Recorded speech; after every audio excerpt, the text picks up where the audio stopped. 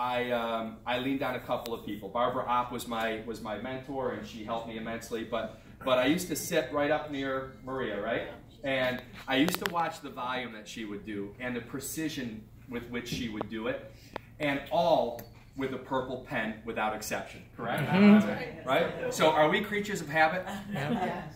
So for those of you that are newer to the business, we used to actually write contracts out. Right?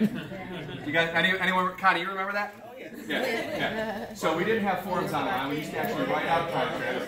But what did your contracts have to be written out in? Purple pens. Purple pens, right? Every single time. It's one of the things I remember most about me.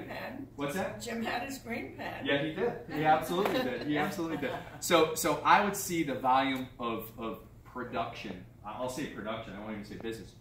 It was a production to see Maria at her finest, and we were just talking about, you know, some of her accomplishments and some of her awards. You know, Maria was not only a top producer in the office year in and year out and year in and year out. When I first started my business, I said, I want to be like her.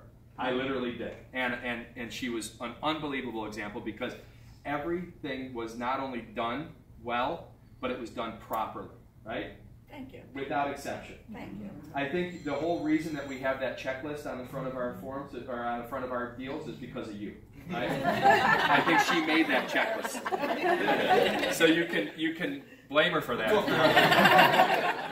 But the reality is, she's a consummate professional. We were just actually talking, and she was telling me a quick story, and I don't want to take up too much of your time, but she was telling me a quick story that her old manager, your first manager, right?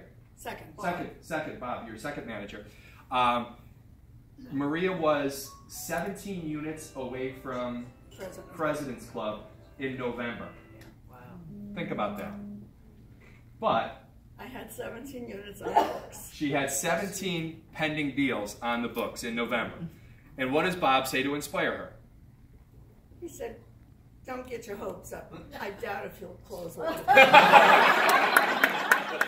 Don't get your hopes up. I doubt you'll close all of them. But she really wanted to go on the President's Club, right? That's right. So she said, yes, I will. And so the last day to report, so we don't go to the end of the year, we go to what, the 29th? I think. What is that day? To December 29th is the last day you can close and have it go up to Morris Plains, be in Morris Plains so you can get credit for it and win it. So what does she need on the last day of the year? One closing. She has a closing scheduled that day. There's a snowstorm. It still closes. But how does it go to Morris Plains? She drives it there. She drives it up. So the old adage of, you know, I went to school through a snowstorm both ways, right? She really did. She drove it up in a snowstorm, dropped it off on commissions, out of breath, and then drove back home in a snowstorm because she wanted to go on that trip so bad. And you know what? She did. Hey, Chris, I've got to add one thing to that story. That year, Maria became my mentor. Yeah? She was a little busy. I started working in October, and she needed to be busy November to December, but she never missed a minute helping me. Yeah. And I am only the realtor I am because everything I do 25 years later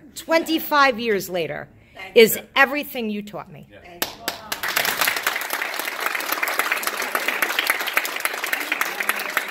So without further ado, 30 years. Yay!